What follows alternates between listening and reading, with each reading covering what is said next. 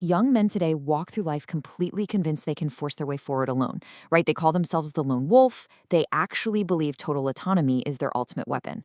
Well, in this explainer, we are exposing that exact mindset for what it really is. It's a fatal, quiet error. Independence is power. Isolation builds strength. Young men believe this aggressively.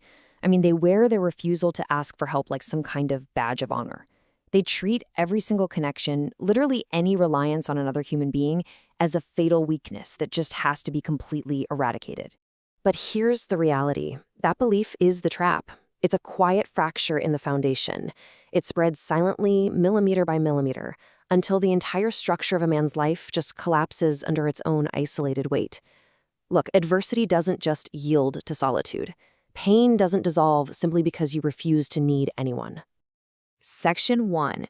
The Trap of Isolation. History doesn't whisper its warnings to the isolated man, it absolutely shouts them. The men who trusted only themselves, they literally watched their states rot from the inside out. Because while the men of France isolated themselves in pure, stubborn pride, a 9-year-old girl conquered an empire. Her name was Jeanne Poisson.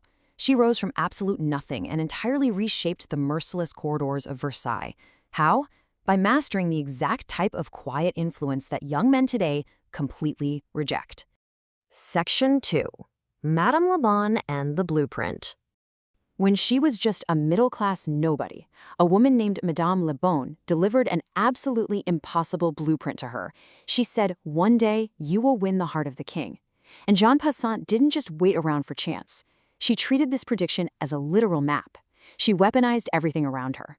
Tournhem paid for the strategic education that turned her into a walking instrument of power. Crébillon taught her conversation, but not as small talk, as military strategy. So by the time King Louis XV made her Marquise de Pompadour in 1744, it wasn't luck. No way.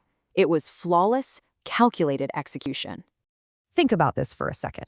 She faced severe disadvantages. Her father fled to Germany over a corn supply scandal. Her mother lived as a courtesan. She possessed 0 bloodlines in a royal court that demanded titles for absolutely everything. And yet she mastered the clavichord, literature, and history. When the king's official mistress died, the entire court filled with women scrambling for his attention.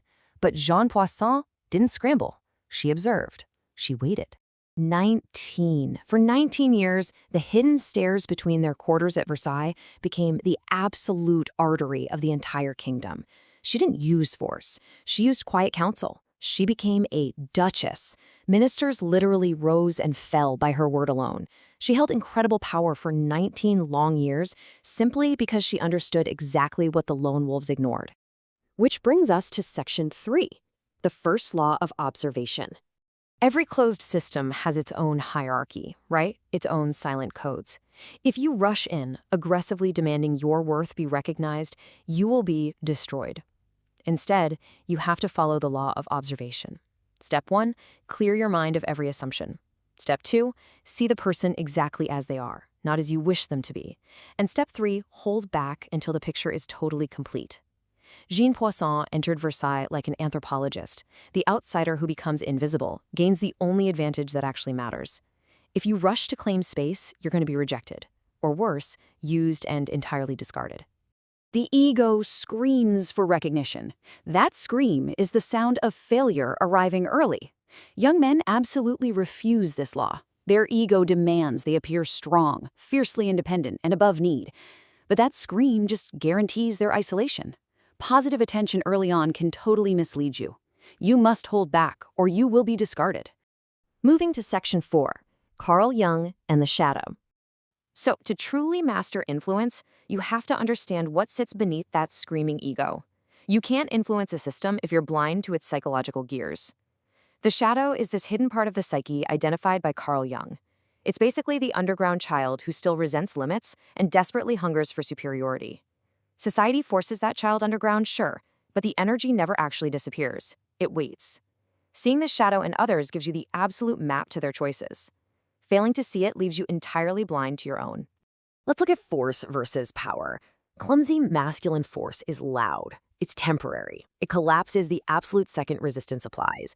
But power is quiet. It is durable. It's guided influence. This is the exact quiet power that allowed Jean Poisson to outmaneuver an entire nation, all while the men of loud force just broke themselves against the walls. As King Solomon said, understanding is the foundation of every success. He demanded the deep study of books and histories, because without study, there is zero understanding. Just wishing for people to treat you better is totally wasted motion. Studying the history of those who actually rose and fell, that's the only existing shortcut to genuine influence. Section 5. The inevitable loss of control. So what happens when patience is entirely destroyed by this desperate demand for speed? You watch the phases calcify. Phase 1. Isolation kind of feels like strength. You carry the pain alone. Phase 2. Massive opportunities that require coordinated action just pass you by as doors permanently close. Then Phase 3 hits. Total loss of control. The world does not reward pure independence. It rewards the ability to move others without them ever noticing your hand on the lever. And here is the truly terrifying reality of it all. You are being guided while believing you stand alone.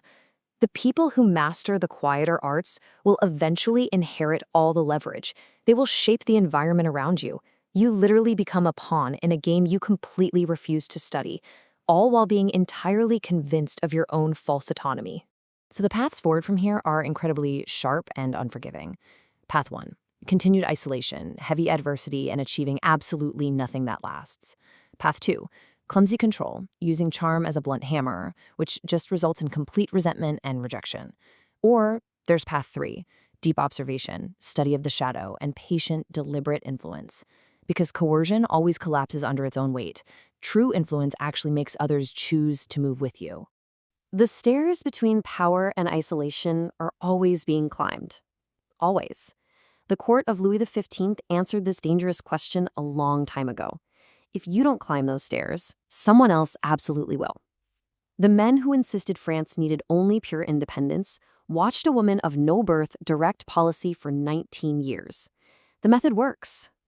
Which of these paths do you think the young men around you are already walking?